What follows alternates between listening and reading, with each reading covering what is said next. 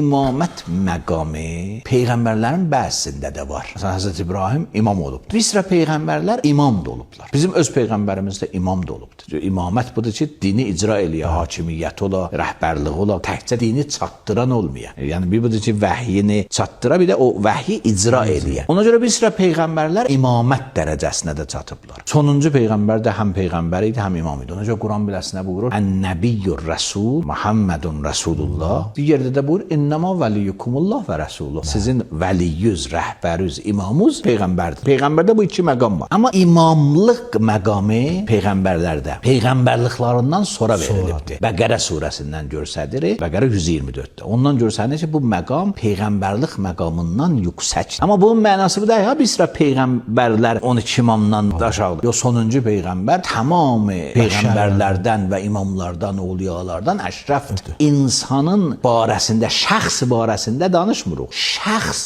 ölçü bəhsi deyil ki, meyar şəxs deyil, şəxsi deyil, məqamdır. Şəxs ölçüsü hesablasaq, Həzrət Muhammed sallallahu aleyhi və səlləm əşrəf məxluqat. Amma imamət dərəcəsi peyğəmbərlik dərəcəsindən yüksəkdir.